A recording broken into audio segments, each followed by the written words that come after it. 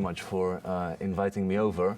An additional thank you to the program for being the only program in the United States in the sort of several lectures I'm giving in the previous and coming weeks to not change the subject from Afghanistan to Cairo.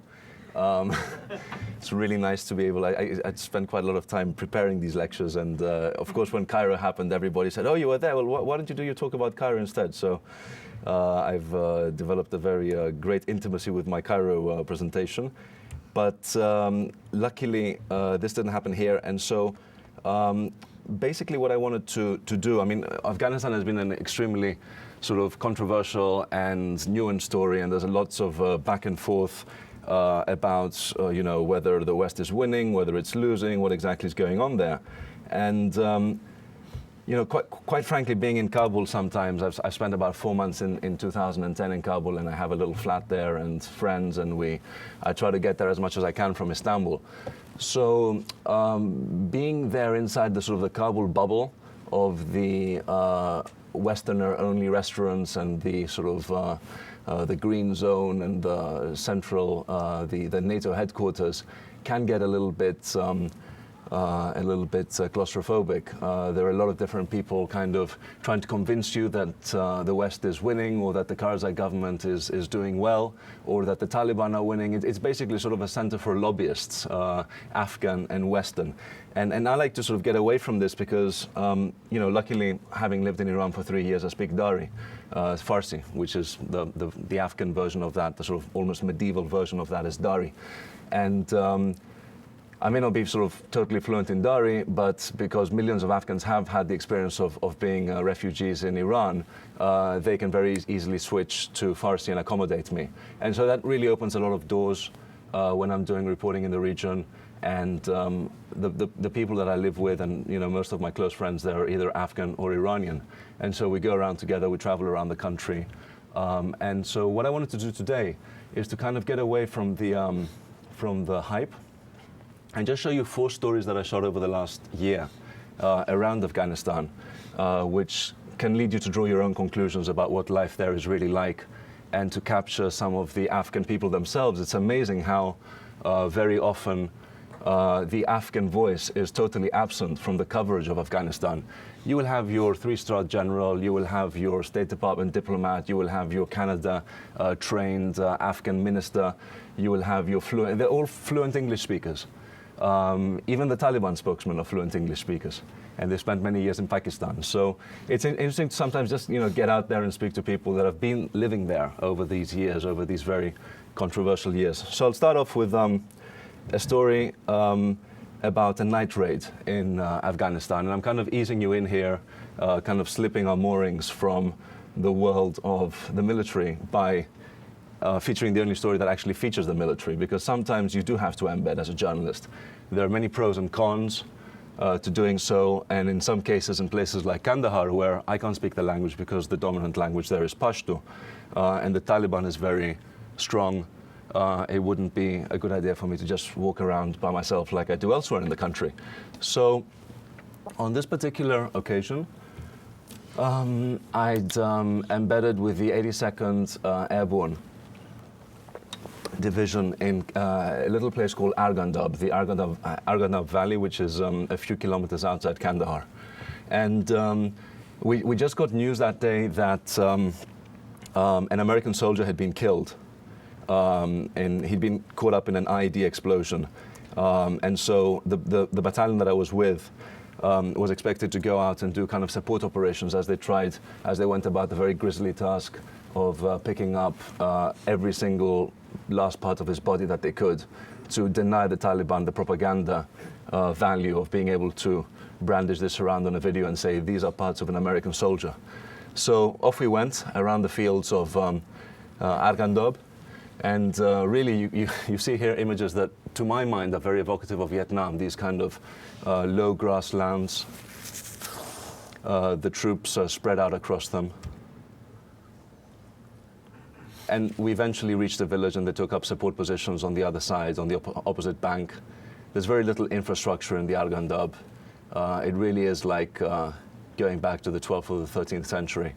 There are no bridges, so people just wade across where it's shallow enough.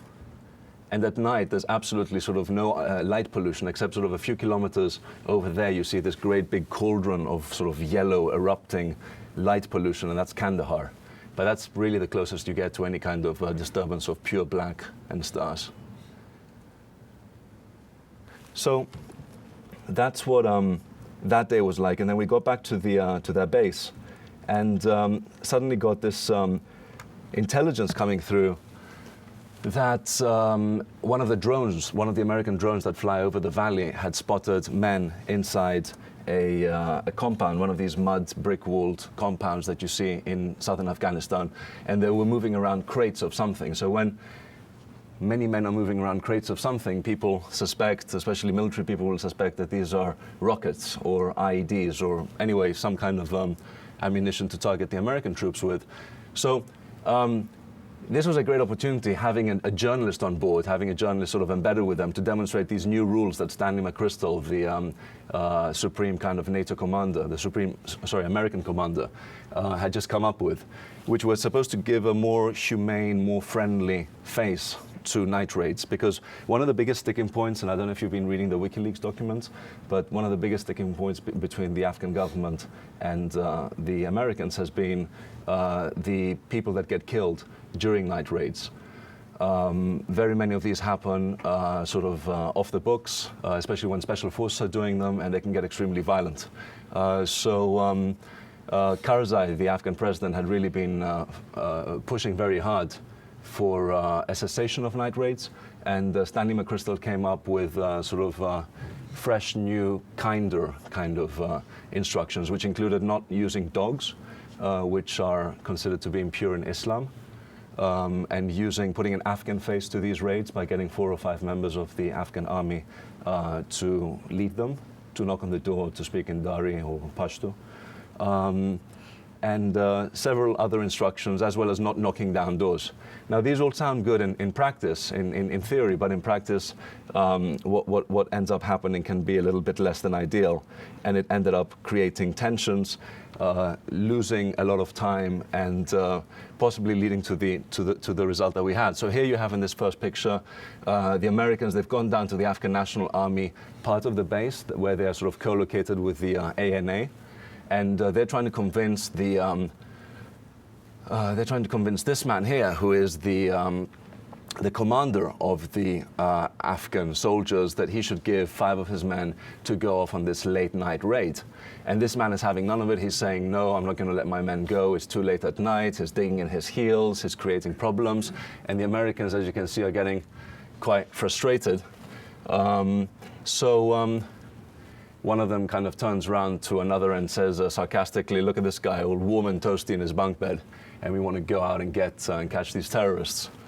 So there's a fair amount of back and forth, and then this man says that he's going to speak to his commanders. He's waiting for them to call him on his cell phone from battalion headquarters to give him instructions. And of course, we all know that this is a big lie, because the Taliban campaign has been so successful in the south that now at sunset, the cell phone companies turn off the telecommunications towers so that the Taliban can move around with their cell phones, and they will not be acting as homing devices in on them. And then when dawn comes again the next day, the telecommunications towers are turned on again. So that we knew there was no way that at this time of the night he'd get some kind of instruction from his above. So anyway, the Americans used their own communications equipment, and they got someone from battalion headquarters to instruct them to give a couple of people. So off we went and padded through the village. Everything was pitch black. You can see the little green glow of the night vision. It was very difficult to photograph this story because just from a photographic perspective, the only light was this light coming from the moon. And you have to believe me when I say that the sky was pitch black. This is a long exposure. This is like a 4-second exposure taken at about 6,400 ISO on a 1.2 50mm fixed lens. It doesn't get any better than this. It's a very fine lens, very transparent, and still you can see that the lines are not exactly perfect. There's a fair amount of faintness. Again, here it looks like you're sort of in midday, but it's 2 o'clock in the morning or 1 o'clock, and the only way that he can use, he can see is through the night vision. So I guess to take that shot, I braced myself against the wall, and I took a succession of shots until I found one that was the least shaken. Again, pitch black. They're waiting outside. The Afghan National Army is rapping on the gate. They're saying, open up with the Afghan National Army, and there's no reply from inside. You've got a drone hovering at about 20,000 feet above the valley, just hovering, relaying live information, live images of what's going directly to the screen of one of the American soldiers, so he can see in real time what is happening inside the compound, which is a pretty nifty trick. Deliberations, what happens? Should we storm the compound? Some people climb up onto the roof to offer sniper support. And then suddenly the door creaks open, and this man on crutches opens the door. And he says, you know, come on in. So everybody rushes in. And flustered women in burqas run around trying to put them on, trying to save their modesty. There's a fair amount of frenzied searching going on. Suddenly all the men that we could see, or that they could see in the images of the drone, have disappeared. There's only this man on crutches around. So the soldiers are looking for underground tunnels. They can't find any. They can't find any of these weapons. And meanwhile, the family is clustered in the center of the yard, and they're being illuminated by just this paraffin lamp.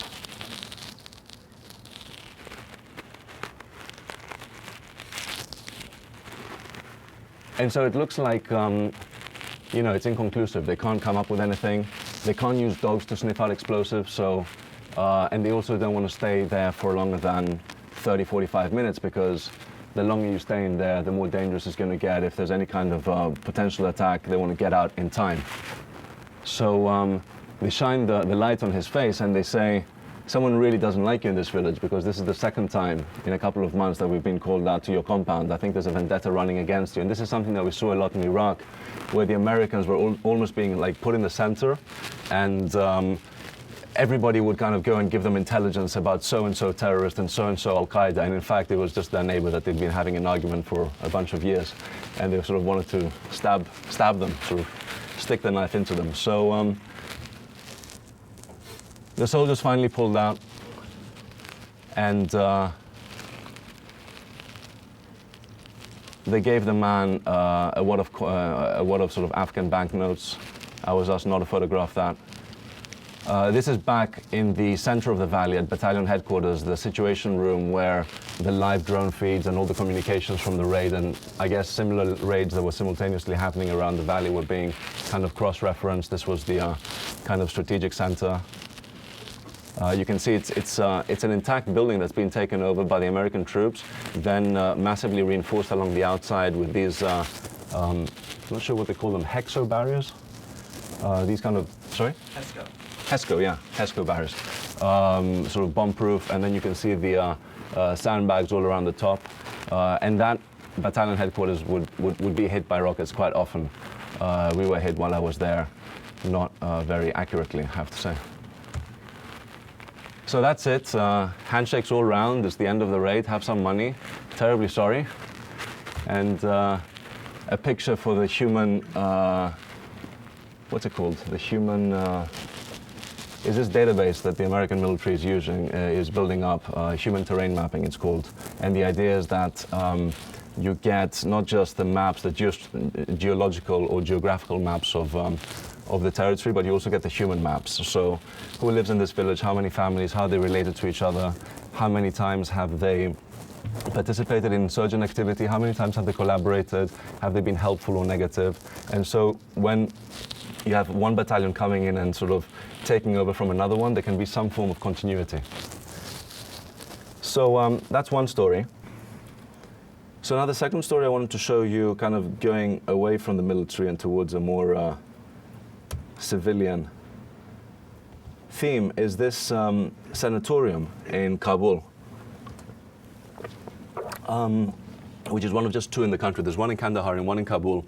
And the idea is that if you're a paraplegic, if you're one of the estimated 800,000 Afghans, this is from a population of 25 million. You can imagine what an enormous number this is. So if you're one of the 800,000 Afghans who've lost the use of their upper body or altogether the use of their body during the wars of the last 30 years, you can go there and you can spend some time. Now, given that there are 800,000, estimated 600,000 to 800,000 invalids in Afghanistan, having just 2 sanatoria is really not enough. But the more interesting thing when we got there is that we found all of these men who were living together in a couple of rooms. You get a sense here for the layout and how basic some of them were. No heating, except for kind of main metal warmers that you'd have sort of wheeled into the center of the room. No central heating. And of course, Kabul can have some pretty vicious winters. And here's the installation plaque at the outside. You can see that Vezarat Umur Shohada, like it's the Ministry for the Issues of Martyrs that has taken over the project, and it's been inaugurated in 84, which is 2005 in the Western calendar. And I think it was done with the help of the French. So these men kind of all coexist with each other. They spend their days. I asked them in the beginning, what are their personal stories? How did they lose the use of their limbs? And in the beginning, they kind of gave me all these stories about, getting caught in bombardments and this and that. But it became quite obvious that they would actually been fighters in the past. And many of them had been fighting with the Mujahideen. The Mujahideen were the sort of constellation of groups that fought against the Soviets during the 1980s. And then participated in the civil war between 92 and 95. And once the Taliban took over and they came to Kabul in 1995, they started fighting against the Taliban. So Ahmad Shah Massoud and his Northern Alliance were the most representative and the most important group of the Mujahideen, and they acted as an umbrella for many of them. But this is how we learn history in the West, and we learn it in sort of ideologies and labels and titles. And then sort of when you get there and you start speaking with people, you can become terribly confused because things are not as rigid as we're led to believe. It's not the Taliban against the Mujahideen. It's not the Sayafists against the Masoudists. Things are very fluid. People change from one camp to the other on almost monthly basis if they want. And this was beautifully demonstrated to me here. And this is one of the most confusing stories that I ever did.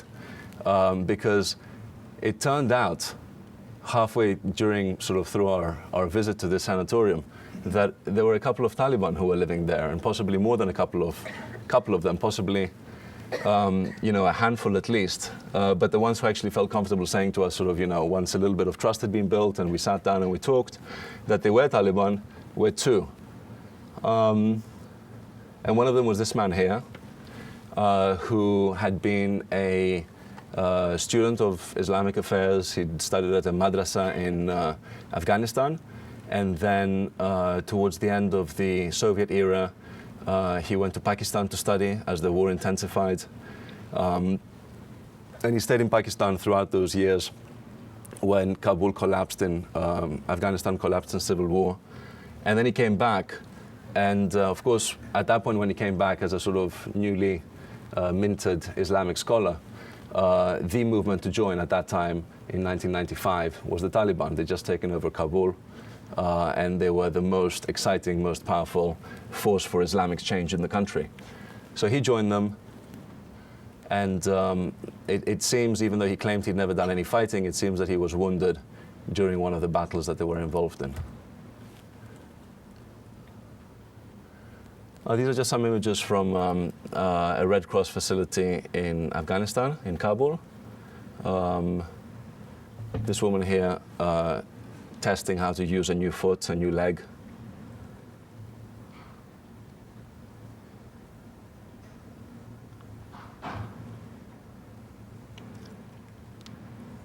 So that's him again. And I'm wondering if I have shots of the other man who was very interesting because he was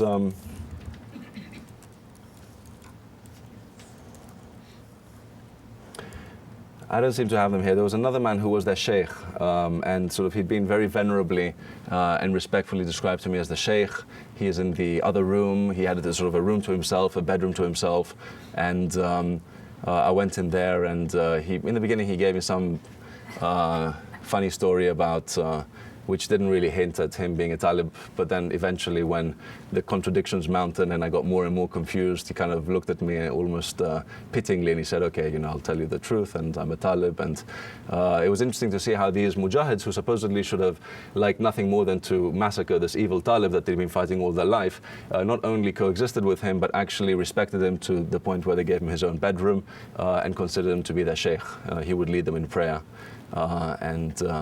So this was, you know, quite educational for me on how, on the very shifting lines in Afghanistan, and these alliances that are not always set in stone. In fact, they hardly ever are. So let's go back to another sort of military story. It was the first graduating class of female Afghan officers in the Afghan army, and here they are. A very Soviet-looking scene. The uniforms, the only thing that isn't particularly Soviet and secularist is the headscarves that they're all wearing. But you know, these women are as, you know, as sort of screamingly feminist and liberal as it gets in Afghanistan. Sort of, it's bizarre to think of it because they're in the military, but for these women to actually be sitting there in that uniform, to not be nicely tucked away in a stultifying marriage at 16, and to actually be doing a job and earning money, it doesn't get any more radical than that. And so unsurprisingly, but counterintuitively perhaps for those of us who live in the West, these most modern of Afghan women had all had an experience of living in Iran and growing up there, because the Islamic Republic of Iran is as modern and as progressive as it gets for women's rights in Central Asia. I'll exclude Uzbekistan, Tajikistan, the sort of the post-Soviet states. But when you're looking at sort of Iran, Afghanistan, Pakistan, and then sweeping across to Saudi Arabia, across the the Persian Gulf or the Arabian Gulf, call it whatever you want, it really doesn't get any more liberal in terms of what women can manage to do than Iran. And so many of these women had grown up in Iran. They'd been either forced by the Iranian government's decision that it's now time for the Afghan immigrants to go back, the estimated 6 million that had washed up there from the 1980s onwards, and then finding themselves in a post-Taliban Kabul or Afghanistan. Many of them had resisted marriage to an Afghan man, and they had got involved in teaching or in other activities until they heard about this program that was being offered at sort of the Afghan version of West Point Academy. This is sort of the Afghan West Point. And you can see that behind them here you have a group of graduating Afghan soldiers, but of course the NATO trainers, the Westerners who were running this show, realized the huge public relations value of actually putting these women front and center of the show. I'm sure that if it had been up to the Afghan officers, they would have been put in the back.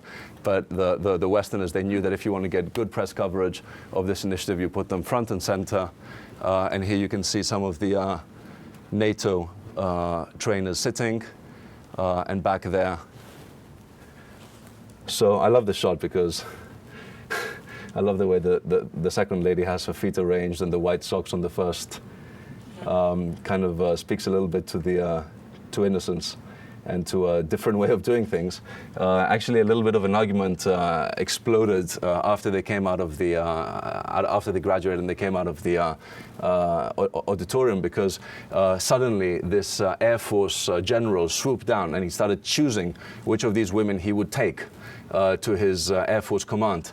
And none of these women, of course, are going to fight. I mean, they've all been trained as accountants, and they're not going to be out there on the front line.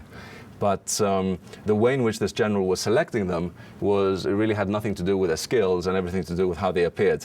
And so already as early as, you know, barely seconds after they'd graduated, they were being subjugated to the same old order, which can give you all sorts of lessons about the futility or not of trying to affect change. So here you have some shots from the graduation ceremony. This photographer on the side, who works for Getty Images, caused a little bit of a stir when she shrugged off her headscarf and started photographing them. Did she have to put it back on? No, she didn't. And this American officer came up and made sure that there wasn't any further harassment. And you can see some. I mean, you know, real relationships have been forged over the 4, 6, 8 months that these training programs lasted.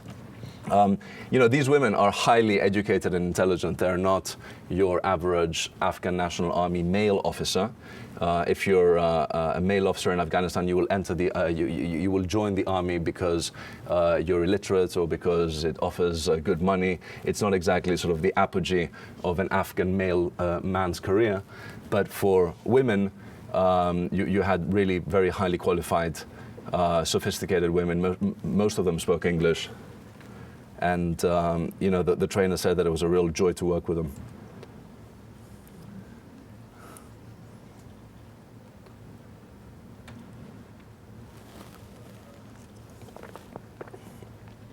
She wasn't wearing the mask because she was worried about being recognized. I made sure to ask. Apparently, she just had a cold that day.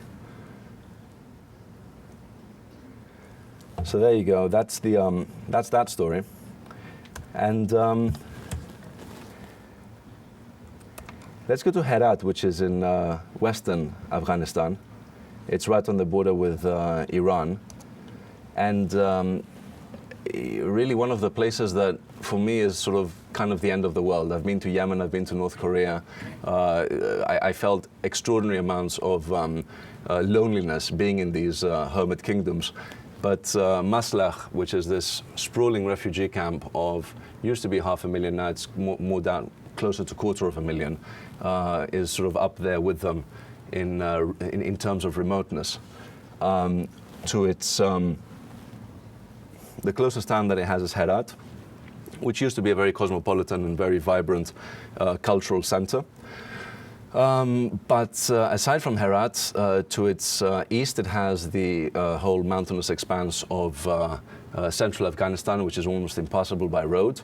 You have to fly if you want to go to Kabul, or you have to take the northern tier or the southern highway that the Indians have just completed via Kandahar.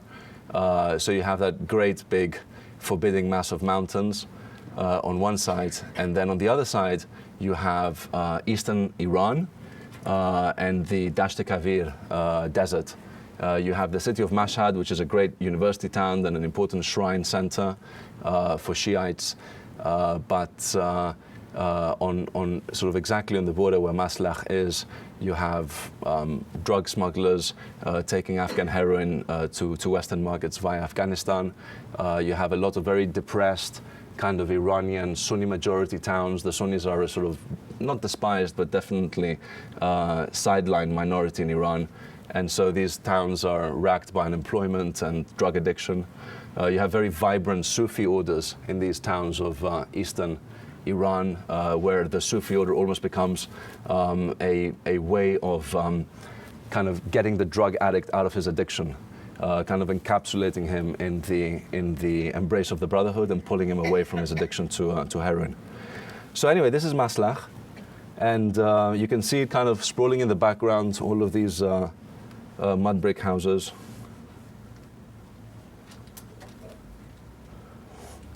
And it's become a real center for Pashto, the Pashto ethnic majority, I'm not quite sure, I think majority, which is also a sort of the most popular ethnic group among the Taliban, and that's why Maslah had a bad reputation amongst NGOs and the UN immediately after the fall of the Taliban, because it was reputed that many of the Talibs who had been active in Herat, the nearest city, had kind of disappeared into Maslah with their weapons in order to avoid all the retribution that happened after the fall of the Taliban. We didn't have any such problem, but it was a tense place to be there, more because of poverty and just how incredibly relentlessly depressing a place it is, than because of Talibs. Though perhaps if we'd stayed, you know, a night or two, a nice kidnap attempt would have been organized.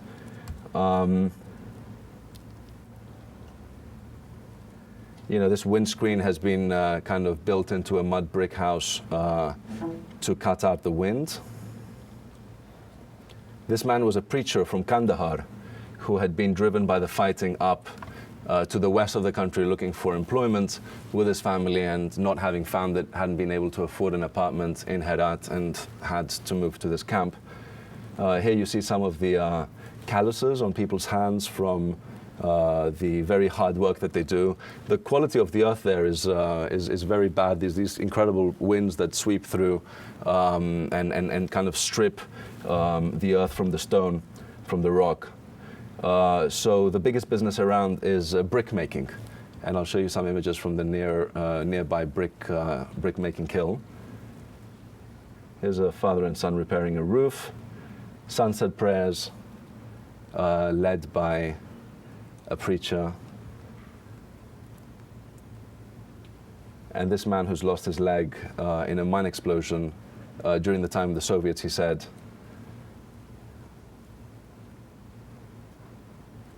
So then I came across this boy.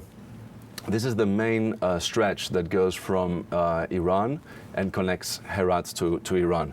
And it's the main highway where all the trucks thunder through and all the produce gets taken, each way. And there was this little boy just sitting right next to a sign, and I went up to him and I said, what's your name and what are you doing here? He was clearly begging, but he wasn't begging in that kind of manic, annoying, pestering kind of way. He was just sitting there in almost Zen-like calm, just kind of drawing people to him instead of assaulting people with demands. And he said he had 5 sisters and that his parents had been killed, and that they lived in Masla, and he was as the only boy, he was the only potential breadwinner for the family. So he came out and he sat by the side of the road all day, and then hopefully people would come along and give him something to eat. Now, it's not rare to have orphans in Afghanistan. 30 years of war have created generations of orphans and widows. That's why polygamy is also not exactly looked down upon. It's actually seen more as charity. You can look after women who, in this very patriarchal society, having lost their man, have only the option of turning to being beggars or to selling their bodies. And so we kind of go back to the 7th century and the roots of Islam, where because of the Ghazis and the constant raids that the tribes were doing, Muhammad and the pioneers of Islam considered it to be a form of charity to practice polygamy.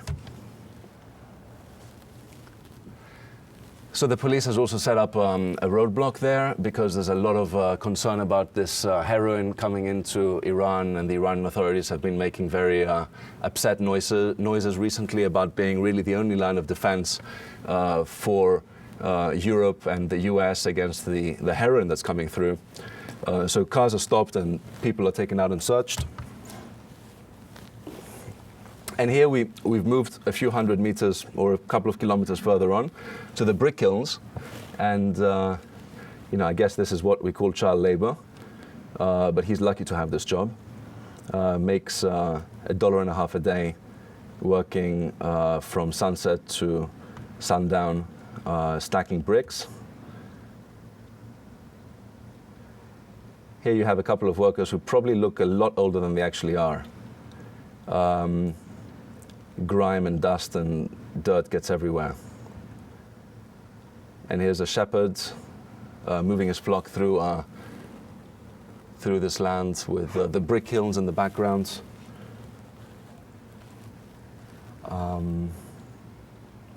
So that's Masla. And finally, I just wanted to tell you the story of Mullah Karim, who is, I call him the repentant Taliban. The repentant Talib. And Mullah Karim, I met in Herat as well.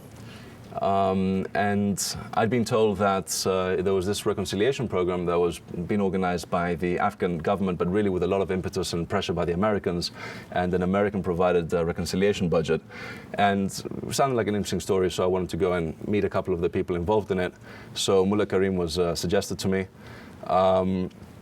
We met up in one of the public parks in Herat. And he was a Talib commander who apparently had, quite a fearsome reputation. He had 30 or 40 people under him, many of them his own family members. And for a certain period of, several months or a couple of years, they converted an area outside Herat into really a no-go zone. There was no way you could actually sort of go there if you represented the Afghan government or NATO without getting, quite viciously attacked. So he was definitely an annoyance to the central government authority. And so it was with great pleasure that they welcomed him into this reconciliation program. But as I sat down with him and we spoke more about his life and his motivations for giving up and initially going up to the mountain and then coming down from it, he gave me this very interesting story about how he'd been a sort of mid-level Talib during their regime, and then once the Taliban regime collapsed, he'd been exposed to very serious kind of victimization by the new regime. The new regime had a lot of anger towards the Taliban, and they wanted to make damn sure that some people paid and to get the revenge against them. So he was forced to leave his house and go up into the mountains, as he told the story, after a mine was left outside his house and it exploded and destroyed part of his house. So he went up into the mountains with his wife and his children, with a couple of his family relatives, actually more than a couple, and some of their soldiers and their weapons, and they started creating, this anomie, this lack of order. And it's funny, we think, Taliban groups and Taliban commanders and so on, and you expect there to be some structure and so on, but really it's just a bunch of guys who go up into the mountains with a bunch of their brothers and cousins and starts, creating hell for the government. And then you realize that it's not really kind of the bad Taliban against the good Mujahideen. It's more of an ethnic split, the Pashto against the Tajiks, the new government being majority Tajik, even though Karzai himself is Pashto. And then you actually start understanding the really intractable nature of this regime, of this problem, and how difficult it's going to be to kind of drill down and really solve it in some kind of way, because it's way beyond ideology. It's not like you can have reconciliation and then everything will be fine. It's an ethnic split. So I asked him why he wanted to be photographed, and we found these roses. Roses are very important in Persian and Pashto culture. They're always kind of mainstays in the epic poems, Ferdowsi, Hafez. And I found it quite hard to believe that this man was kind of fierce. I mean, clearly he was on his best behavior to speak to a representative of the foreign press, because I spoke Dari. He probably even thought that I was some kind of CIA spy or whatever. Most people do. Perhaps he thought that he could benefit from me. Here's his card from his reconciliation card, which has been issued by the authorities. But then after I met him, I went to meet the actual head of the Reconciliation Commission, who kind of stunned me by being more pro-Talib than pro-government. And okay, he represented a movement that was kind of supposed to be independent of both the government and the Taliban, but quite frankly, his money was coming from, from Washington and from the central government, and so. But nevertheless, he was very against the government. He said that I've worked very, very hard to bring these people together. He was the brother of the first Afghan president after the Soviet regime collapsed, and I think it's Rabbani, and so. He said that he'd done a lot of work to bring to earn trust of the top Taliban commanders, to bring them over from Kandahar, to almost create a clearing area in Herat for top Taliban, who he would then sort of get assurances of safe passage from NATO through the government in Kabul, and take them to Kabul and sit them down for sessions, completely sort of off-the-book sessions between the Karzai government and themselves. And this was, a huge thing. And it was right about that time in October when the Washington Post wrote that big story about supposed contacts between the Taliban and the Karzai government. And they all turned out to be a hoax, because it seems that they were speaking with old regime members, old members of the regime, not the new generation. But this guy was actually sort of doing the real work of bringing the new generation to speak with the Karzai government, he was getting very, very little interest from the Karzai government, which had really upset him because he felt that, first of all, he was sticking his head out. I went to interview him in this, totally armored villa surrounded by rows upon rows of, perimeter fencing and armed guards. And he'd been threatened and bombs had gone off close to his location. But he felt that he was sticking his neck out for basically nothing. I couldn't photograph him, so I don't have an image to show you. So just very quickly, I'll show you some more singles from Afghanistan, wrapping this up. This is the former Ministry of Defense, but before that it used to be the palace of Zahir Shah, who was the last king of Afghanistan. And today it's been taken over by the Afghan National Army. It hasn't been renovated. There's talk that it might be taken over by the Ministry of Culture, but I think that will be postponed to a more peaceful future. You can still bribe your way in. A couple of photographers I knew did that recently to photograph Afghanistan's most exciting rock band. And they did that with this sort of extraordinary backdrop of crumbling neoclassical architecture. It's all pillars and fluted columns on the inside. Here is one of these new vehicles that the US Army has been using in Afghanistan and sort of replacing the Humvees. The Humvees have been very open to getting just really blown apart by these IEDs that the insurgents are tucking away, and it's incredible the sophistication that these IEDs have, and the sort of casual way with which they get built. Someone will go along one day and put down a bunch of 100 kilos or so of fertilizer. They'll let a couple of weeks pass. The rains come. Sort of they completely change the earth so it doesn't look like it's been disturbed. Then someone will wander by a farmer on his way to his fields and attach a charge, and then they'll let 20 or 30 more patrols go over, American patrols, so that the Americans feel that this is a secure area. And then one day, one patrol is going to be targeted, boom. And there's very little you can do against this kind of war. The Taliban have totally left the plan of sort of full head-on attacks against American bases. It's now this very subtle, very sly war. So these are the new vehicles that are, on the inside you feel like you're sort of in some kind of kindergarten creche. It's all padded pillow-like walls. And if you get caught up in an explosion, you just sort of bounce around a little bit and hopefully nothing else. Here you see a night patrol, again in the Arghandab Valley. Sort of the bizarre contrast between the well-lit up 7-Eleven Afghan style and the American soldier with his night vision going through. And an Afghan shepherd with his sheep passing in front of a machine gun emplacement. Again, kids playing on a sort of rough playgrounds as American soldiers patrol around them. Of course, you can understand exactly how pissed off with me the Americans were. I was sort of darting around everywhere taking these pictures because I love these contrasts. But their kind of mission was to protect me, and I wasn't really giving them a lot of joy on that.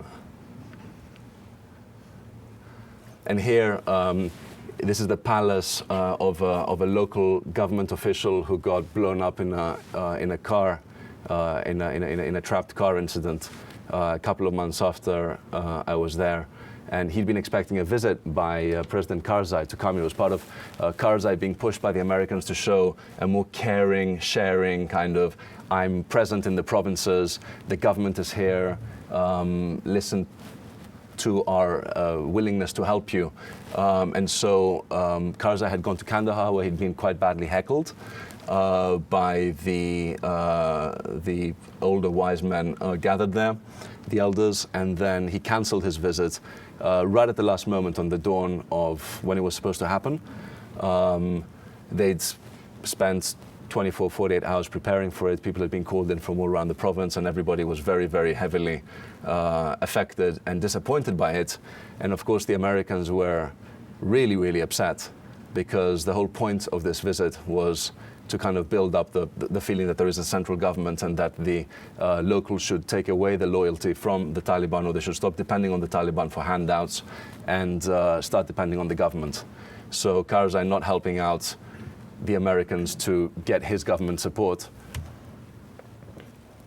Here you have like some young, relatively well-off Kabuli kids passing in front of what used to be the German archaeological center in Kabul. Another example of sort of beautiful neoclassical architecture. Again, Kabul, like Cairo and like Tehran, used to be a very westernized city. There was that flow of westernization that happened from the 1920s onwards.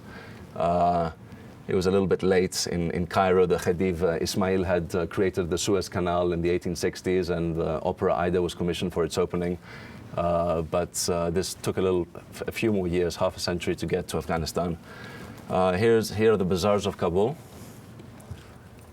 This is taken in September, but already you can see the snow-capped peaks beyond. It's very high altitude. I think it's almost 2,000 meters. And again, sunset, or dawn actually, in the south, just outside Kandahar, next to an Afghan National Army position, overlooking the valley. This is Mazar Sharif during Nowruz, which is the Persian New Year. A sniper on top of the holy shrine, the holy Shiite shrine in the center of the city.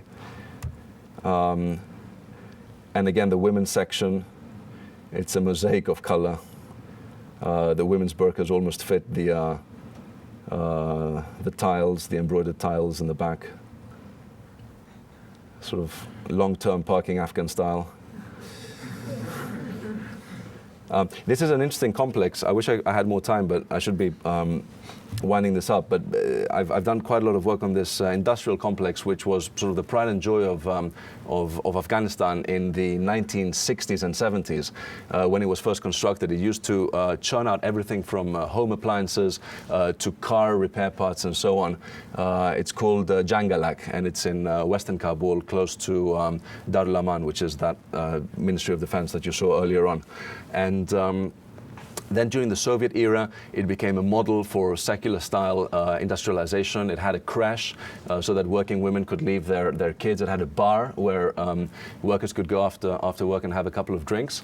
And it was just this sprawling, enormous industrial complex that then unfortunately became located right in the middle of two warring sides during the Civil War. And was pretty thoroughly destroyed. All the people from the area left, and the warring sides kind of took rival high points and started rocketing each other. And much of the stuff that was rocketed was the industrial area itself, which explains, these abandoned cars with trees growing out of them. So that's it. I'd be really happy to take questions.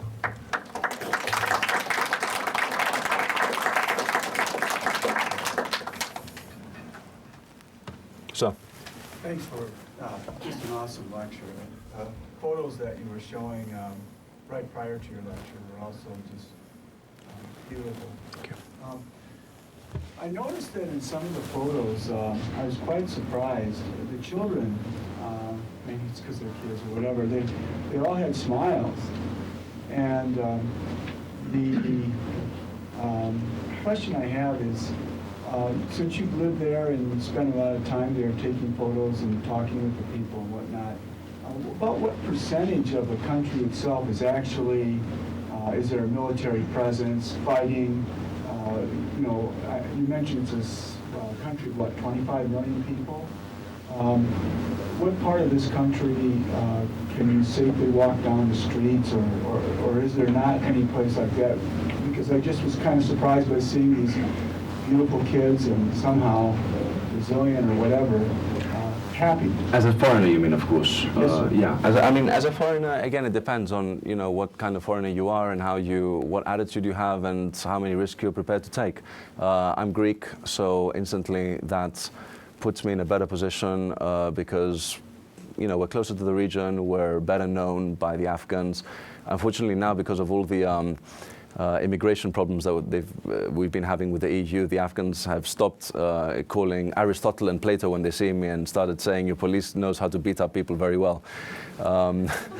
But despite that, they're very gracious, and they do understand the complexities of illegal entry into not a country but a Schengen zone.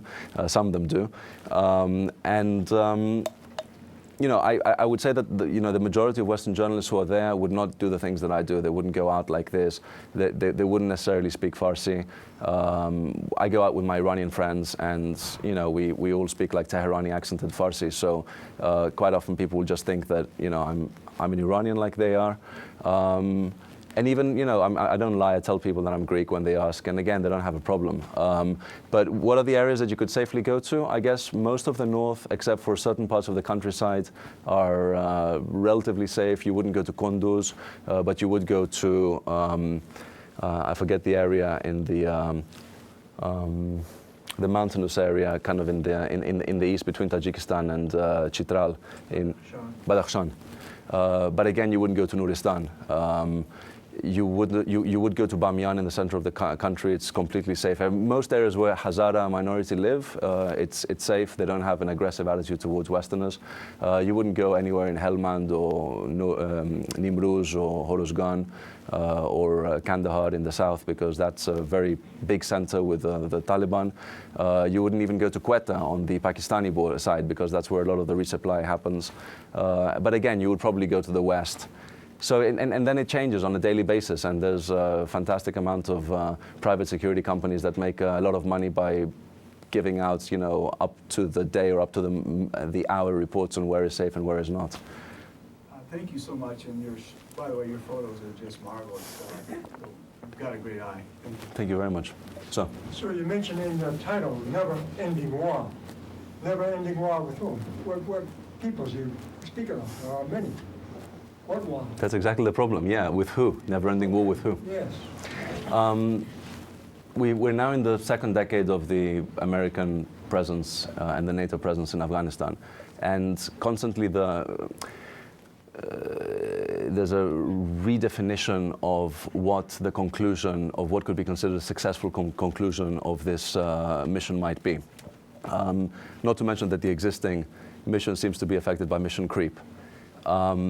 So now there's some voices saying that really just putting an Afghan face on this and getting out with limited casualties and without the country immediately collapsing into civil war would be good enough.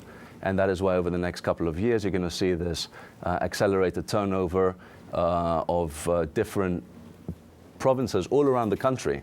And this is a purposeful move to do it all around the country so as not to give the impression that some areas are safer than others. But of course, this is the case. 2 units of the Afghan army that are almost certainly not prepared to deal with this and don't have the training or the experience to control these areas. So it's going to be a very interesting time. Unfortunately, Afghanistan has been pushed off the news a little bit by all the chaos erupting in the Arab world and in Iran. But the last 2 years and going forward, the next 2 years are going to be absolutely crucial for this Western presence in Afghanistan. How about the American presence? I'm interested in American presence. Do you find that Americans will never be welcome? They will always be asked to leave. Yeah, I don't see them being ever welcomed there.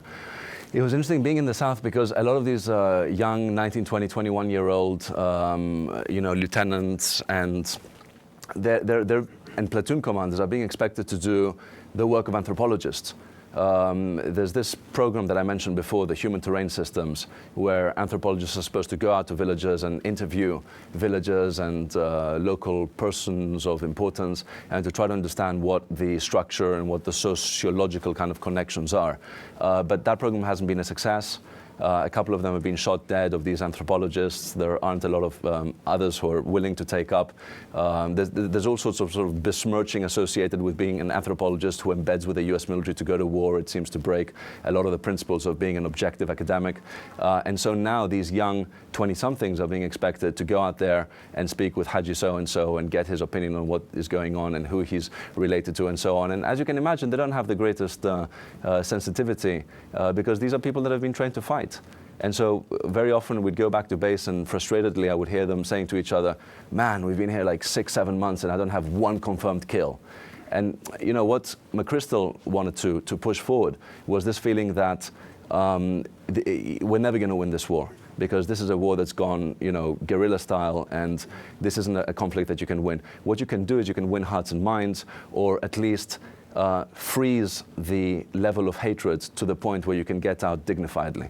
Now, under Petraeus, has gone back to a more Iraqi-style fighting an insurgency, you know, doing the surge, hitting the Taliban so much that they are kind of forced bloodedly and bruisedly to come to the negotiation table. And it'll be interesting to see whether it works out or not. Ma'am. What countries or people have definitively conquered Afghanistan in the past? Nobody. Yeah, I know. nobody. It's a Yeah. nobody. Yeah. Okay. You know, not speaking from a nationalist perspective, being Greek, but Alexander at least managed to found some cities. And it's interesting because, you know, in Afghan popular culture, and this extends to Pakistan and Tajikistan and also Iran too, you have the Iskander Nameh, which is the kind of the collection of folk fables about an Alexander who is completely divorced from his Macedonian self and becomes this kind of converted to Islam mythical figure that he's called the two-horned one, Zulqarnain, and he moves, you know, through villages and cities having these fables. And the people that would tell these stories are kind of aging storytellers that, you know, before radio and television would go through villages at fairs and they would tell the stories of Iskander.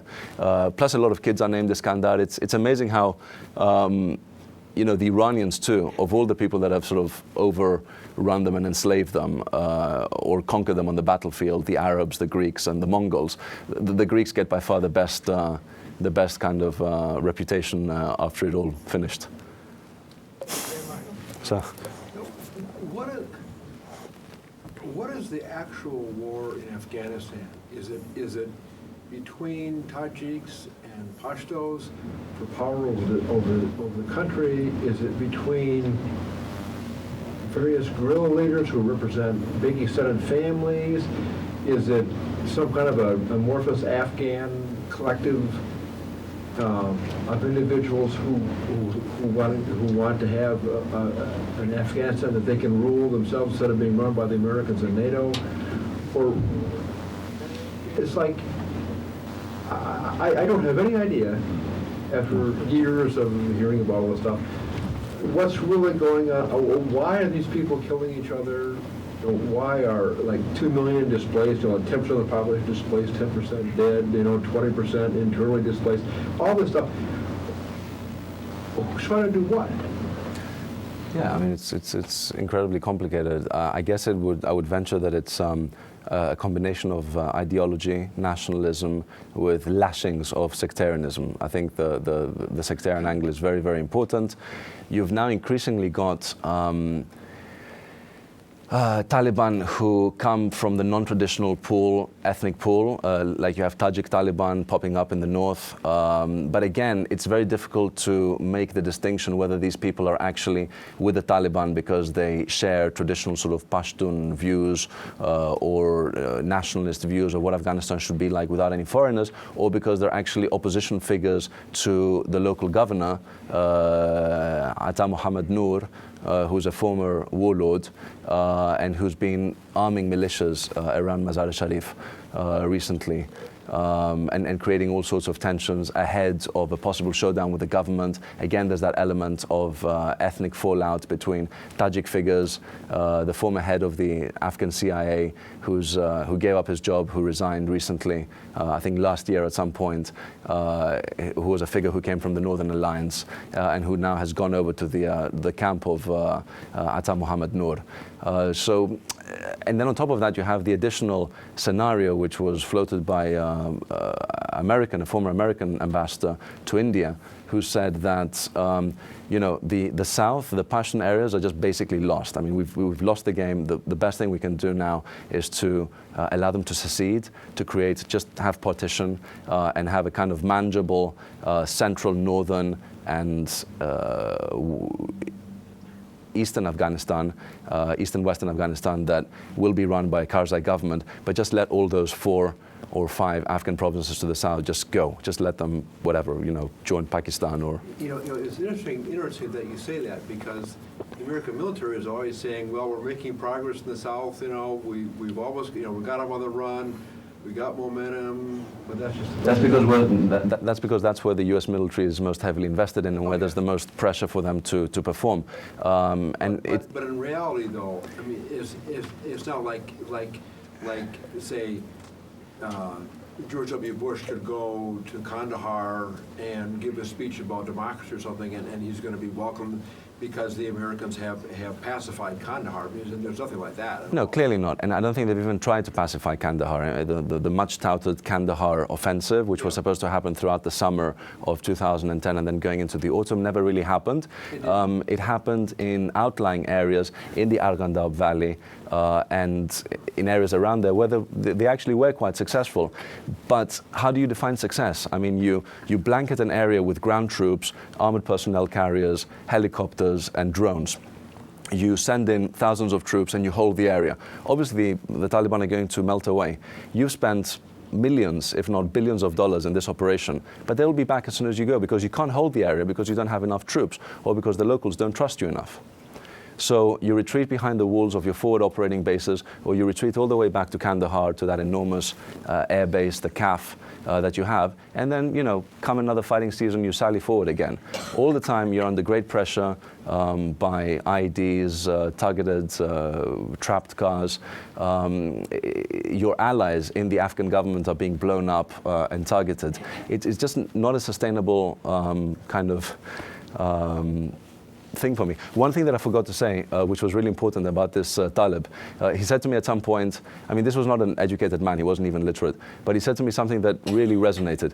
He said, everything that I've done in terms of going up into the mountain and coming down was motivated by American money.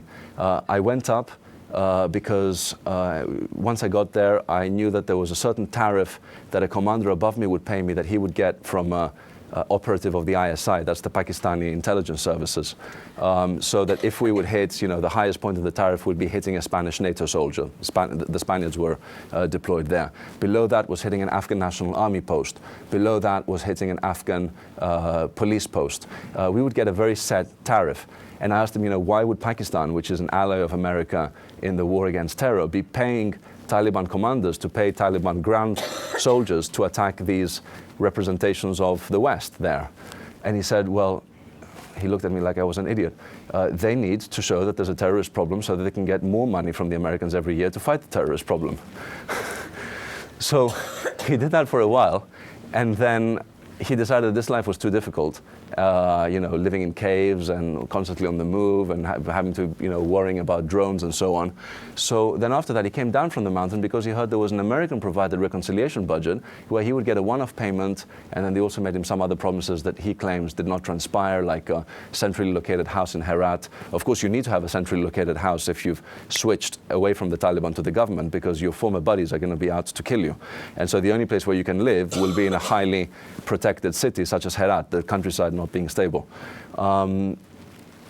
So when you add this to this, the convoys that have to go from Pakistan and from Central Asia to refuel the NATO bases on a daily basis, and they have to cross through Taliban-controlled areas, and they have to pay the Taliban certain amounts of several tens of thousands of dollars or hundreds of thousands of dollars to give them free passage, in return for which they get to resupply the bases, but then they allow the Taliban to buy more sophisticated weapons to target the Americans with. You see this destabilizing effect that US dollars are having on Afghanistan and on the conflict there. And, for me, it's mind-boggling that, given these very proven facts on the ground. I mean, all of this stuff has been written about in the New York Times. Dexter Filkins had an excellent article about these private security companies that may have Taliban figures on their boards and get paid huge amounts of money by NATO to escort the convoys. But nothing seems to be changing in terms of the policy. So I'm totally confused for one. Is it possible to define an American victory? That's what they're working on right now, how to define an American victory that doesn't look too bad, but I think kind of manages to ease past the fact that this is an unwinnable war. I mean, now they've moved the withdrawal date back to 2014, so this gives a little bit more space for defining this victory, whatever shape it's going to take. So I guess I want to dig from the war. What's the general feeling when you go out and talk to people about the central government, especially after the recent election, that the opposition basically accused Karzai of rigging the election? What's the general feeling of people? People are disillusioned by the government, but then that's not such a big change because they've always been disillusioned by the central government to the point where they were sometimes not even aware that there was one. Afghanistan has quite an extensive system of village tribal jirgas and majalis, majlises, where people get together and they just work on ground policy amongst themselves. So what we got a lot of, was just people saying it was much better during the Taliban times because, okay, human rights and democracy and all these flighty concepts that we don't really understand and don't really benefit us in our daily life, that's fine. That's more the kind of stuff that you Westerners care about. What we care about is the fact that when the Taliban were around, you could drop 5,000 Afghanis on the center of a square and come back the next day and it would still be there because you knew that whoever stole it would have his hand cut off by one of the qazis, one of the judges who was sitting in different squares. And so the Taliban gave them this kind of security and stability that many Egyptians, by the way, 2-3 weeks ago were complaining about. They were saying Mubarak, is the better evil. And then all these, flighty concepts of democracy and so on, that's fine, but let's, get food in our bellies first and then. So that's kind of like the tribal people's prospect. What about the perspective? What about the more modern? No, these are the modern people. Oh, are they? I mean, do you want to talk about liberal sort of upper classes who've lived in the West? No. No. They're not going to share this. Right now living in the cities and. This is all people in the city who've been telling me this, yeah. And I have another question. Other than the Pakistani's security forces, what are the other funding sources for Taliban? I mean, is it the heroin or? I haven't looked into it, but from what I understand, just reading the press and so on, it's also a lot of contributions from the Arab countries of the Gulf. There's a lot of sympathizers there. There's Pakistan that gives a lot of help. There's whatever exports Afghanistan has. Obviously, drugs are important. So. This 10 years has created tremendous destruction of the infrastructure and the whole society. Is there any aspect after 10 years that is better? Water supply, gasoline, that's one of the biggest medical supplies. Yeah. I don't know if this is good news or it's depressing news, but everybody was really excited in Kabul 3 months ago because for the first time in a decade of the Karzai government, some major, really properly major roads in the more expensive parts of the city were tarmacked over. And so people could drive without just kicking up these enormous clouds of dust that have been a feature of Kabul. Now, this is obviously an advance, but not perhaps one that we should have had, in the 11th year or the 10th year of this government. And the green zone, of course. The green zone doesn't really sort of exist in the same form that the one in Baghdad did, which you actually sort of had a specific part of the city, or the center of the city cut out. But there is definitely a part that has the US Embassy and NATO command and so on. And that's obviously, idyllic green lawns and sort of officers' messes where people get together around, garden tables and sip their cappuccinos and work on strategy. And assistants check their Blackberries and it's just sort of, birds tweeting in the trees and so on. But no, that isn't representative really of what goes on outside. So. Do you find that the women who are becoming army officers, you said a lot of them had been refugees in Iran. Were they also Dari speakers? Were there any Pashto speakers, or were most of them, what proportion were Pashto speakers, and more generally in the military? So when you just go over, because I attended a previous graduation ceremony for male officers back in April, and just going through the list of names, the majority seem to be of Persian origin. They didn't seem to be Pashto as much, but there have been very concerted efforts to fix this inequality and recruit more Pashto speakers. When you actually go down to the south, I don't know if this is intentional strategy or not, but you hardly ever meet Pashto soldiers, which is counterintuitive because on the one hand they don't speak the local language, many of them, but on the other hand the thinking behind this might be that it would be almost too seductive, the call of the Taliban for Pashto soldiers, and so they send the Dari speaking ones, the Tajiks. But in the north, are there Pashto speakers in the north in the army? So I guess my question ultimately is that, how can you build a national identity without trying to have at least some sort of national institutions that cross the tribal boundaries? Exactly, absolutely. Yeah. It's just, Yeah, it's and I don't have the statistics to tell you the exact numbers, the exact breakdown, but my sense is that as in the government, the majority are Tajiks, or at least Dari speakers, Yeah. As for the women, most of them were, all of them were Farsi speakers. Okay. Yeah. Yes. Thanks. I guess I'll just pick one question. I was wondering, you did talk a little bit about the human terrain program, and how you, in your view, it didn't really succeed at all. And I think, as far as I remember, maybe from discussions, 2005 to 2006 was a big deal in Pentagon when they were trying to push it, and now it's been, 4 or 5 years. So I was wondering what has happened? Is it completely shut down, and there are still people trying to implement the program? Do you think, is there any successes that came out of that at all, or? I think it has been, it's still working, it hasn't been shut down. But to what extent the intake rates are large or not, I don't know right now. I think it's definitely the way of the future. Increasingly you're going to have, for militaries fighting in war zones, they're going to want to know what the social and ethnic breakdown is. And I think that can only be possibly a good thing. There are many ways in which you can abuse this, but for example, in one village during one of these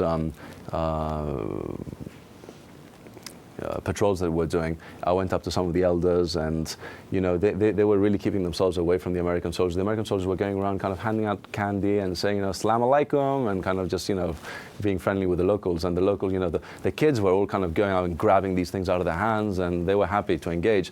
But the elders were just very much just sitting back, like they didn't want to have anything to do with these people.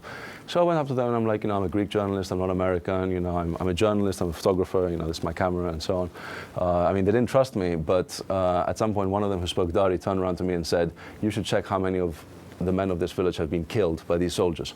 And so I went back to the Americans and said, have there been sort of, not massacres, but significant kind of casualties amongst the village? And they're like, no, absolutely not during our time. But the guys before us, the armored battalion before us, were pulled out because they hadn't really been engaging very well with the locals. It turns out there had been a lot of killings happening. There had been no effective handover between one battalion and the next. And so now you had the scene of soldiers going around handing candy out to people whose relatives had been killed by Americans. Of course, these villagers are not going to know the difference between the 82nd Airborne and the armored. So I think, given this, it can only be a good thing to have a better sense of who are these people, where do they come from, what's the history of the place. Yeah, I guess I was just wondering, and probably in a lot of these places, it would probably be impossible even for somebody who speaks Dari or Pashto to walk around without a military security patrol with them. So how much trust can you build that way? Exactly. Armed anthropologists, it can never happen. So. Do the Taliban actually represent the Pashtuns? Do rank and file farmers or small shopkeepers strongly support the Taliban? I wouldn't go so far as saying that, but there's definitely a bigger correspondence between, Pashto locals, Pashto villagers, and, the Taliban movement. But the leaderships of the Taliban are not, the high leaderships are not resident, like the Quetta Shura or another majlis that's based in Peshawar, the Haqqani Council. They're not actually based in Afghanistan because their leaders are too high profile. There's even been one of the plans for getting this engagement between NATO and the Taliban and the government and creating sort of negotiations has been to open a form of Taliban embassy somewhere, whether in Germany or in Turkey. Turkey has offered its sort of good officers. And so to a place where these leaders, these negotiators will have diplomatic protection, and they won't be, the Americans won't be able to arrest them, because many of, the current leaders are refusing to step forward and are sending kind of inconsequential older fuddy-duddies from the 1994 regime who don't necessarily speak with the top people today. One of the reasons why they do this is because they're worried that they're going to be identified and hunted down, at the very least arrested if not killed. So they're now trying to work out a way whereby the real power brokers can step forward and engage in negotiations without worrying about their lives. Yeah. The U.S. constantly, the word I'm going to use is rag, but I don't use that word. The U.S. constantly hectors Pakistan about these sanctuaries and the Northwest Frontier provinces all over, and how the U.S. is being opened up to attack for those people walking across this border. Is there really anything to that? Or, like let's say the Pakistan army went into northwest Jerusalem and just leveled the place, just flattened every house and killed everybody. Would that really make the war in Afghanistan go well in our favor? Okay, I wouldn't say that, because for obvious tactical reasons that wouldn't be a good idea. But yeah, there's definitely an element of truth in that. Because you have Pashtus living on both sides of the border, and the Taliban are seen more as being a sort of an ethnic liberationist movement amongst the locals. They're not seen as being terrorists or... You mean among the locals both in Pakistan and Afghanistan? Yeah, absolutely. So yeah, there's definitely an element of there being protection, and there have been increased tensions between the Pakistani and US intelligence agencies. For example, the head of the CIA in Islamabad, of the bureau chief, was outed. His identity was given out to the press a couple of months ago. And the suspicion behind that, the almost near certainty, was that this was not done by an enterprising investigative journalist, but by an anti-American, anti-Western member of the ISI, fairly high up. Because, of course, the identities of bureau chiefs, station chiefs of intelligence agencies are pretty much open secrets in the intelligence circles themselves, especially with allied countries, where you have to go and meet the chiefs of the intelligence agency on a fairly regular basis and cooperate with them and so on. So Pakistan in the CIA is already considered a place where you get burned, where your identity gets burned if you go there, and so that you know, someone who's at the beginning of their career would not go there expecting to have several other Muslim world postings, because these intelligence agencies speak amongst themselves. So just the outing of this guy, which basically effectively ended his career, shows the kind of tensions that exist between... there was another example. There was a Greek teacher called Athanasiadis, who was running a sort of... you might have heard of Greg Mortensen, 3 Cups of Tea. Oh, yeah. Yeah. So he was a kind of like Greg Mortensen style figure. He was building schools for Afghan kids, and he got kidnapped at some point by the Taliban about 2 years ago and taken off to easternmost Afghanistan. And held in a succession of valleys and so on. There were some efforts to release him, but I heard from the Greek embassy in DC that the Americans were not hugely supportive of efforts to release him, because they felt that this was going to fragment the alliance, and they didn't want junior members of the NATO alliance like Greece, which only has 200, 300 soldiers, going out there and taking unilateral moves and making deals with the Taliban. And they certainly didn't want to support this. Anyway, what ends up happening is a series of deals whereby the Greek government gets involved. and Leirunis is exchanged for a senior Taliban spiritual figure who was being held in a Pakistani jail. And when the switchover happened, Leirunis is a friend. I'd written a profile about him several years back when he'd been in Pakistan, and so we met up in Athens after he got released, and he told me the story. The switchover happened on this kind of at dawn on this ridge, which was kind of the separating point between Pakistan and Afghanistan, the Nuristan province and Chitral. And the Taliban brought him on one side, the ISI, sort of senior ISI figures with great big beards and, you know, daily contacts with the Taliban were on the other side. The preacher and Leirunis met in the center, they embraced, they kissed, they started crying, and then they kept on moving, and they were helicoptered off. Leirunis was helicoptered off back to Chitral and then to Islamabad. So this is exactly the kind of contact that tells us a lot about the split nature of the ISI and how their alliances are not exclusively or even majority with Washington. Well, we should probably So take we're- one other question and then Sure. let our speaker off the hook. So I can understand why we went to Afghanistan, but I think we should have left about 9 years ago. I believe I shall not live to see the day when Americans leave Afghanistan completely. I believe that big air base, we're going to stay there like Guantanamo for 1,000 years. And the same in Iraq. We're going to stay the big air base there, I believe, for political, military reasons, so forth and so forth. You may not live to see when Americans will leave completely Iraq or Afghanistan. Yeah, that's a possibility. I mean, and that form of remaining in a country with a very light footprint and with minimal kind of social disturbance, as the US has been doing in Saudi Arabia, for example, which officially kicked the US out back in 2003 before the invasion of Iraq, is very viable. And yeah, that's absolutely a way of doing it. And then you train up local troops to actually carry out the bloody war, the bloody actions of patrolling and so on, and you retreat behind blast-proof walls, yeah. Thank you all. Thank you.